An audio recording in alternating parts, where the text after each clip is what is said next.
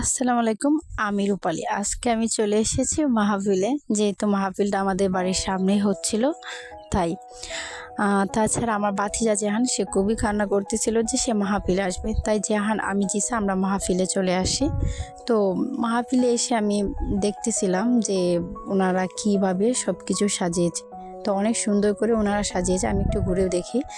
তারপর দেখি যে ওনারা যে মেয়েদের তারপর হচ্ছে বাচ্চাদের বিভিন্ন রকম জিনিস নিয়ে ওনারা বসেছে। তো আমি খুঁজতেছিলাম জেহানের গান কোথায় পাওয়া যায়। তো দেখি একটা দোকানে আছে, সেখানে একজন গান নিয়ে বসছে। তো এখান থেকে আমি জেহানকে একটা গান কিনে দিই।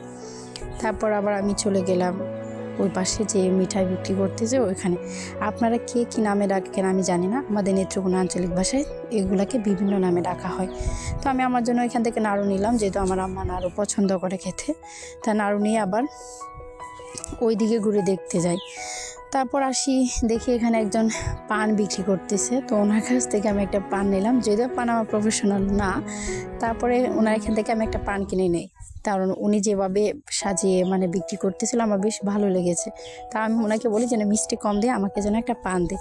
তো এখান থেকে একটা পান নিয়ে আবার আমি যে মিঠাইগুলো বিক্রি করতেছিল ওই দিকে আবার যাই। তো যেহেতু এগুলাকে আপনারা কী বলেন জানি না, আমাদের গ্রামের বাসায় এগুলোকে যেহেতু আঙুলের মতো দেখতে, তাই আঙুল ভাজা বলা হয়। তো আম্মা এগুলোও পছন্দ করে, তাই এগুলো আমি ওনার কাছ থেকে কিনে নিয়ে তারপর হচ্ছে আমি খুঁজতেছিলাম যে বাবা পিঠা বা বিভিন্ন রকমের পিঠা আছে কিনা, কী কী আছে যেগুলো খাওয়া যায়। তো দেখতেছি যে উনি বাবা পিঠা বিক্রি করতেছে, কিন্তু এগুলোর মধ্যে না নারকেল দেয় নাই। সেজন্য আমি ওনার এখান থেকে আর বাবা পিঠা না নিয়ে আবার কী করবো, চলে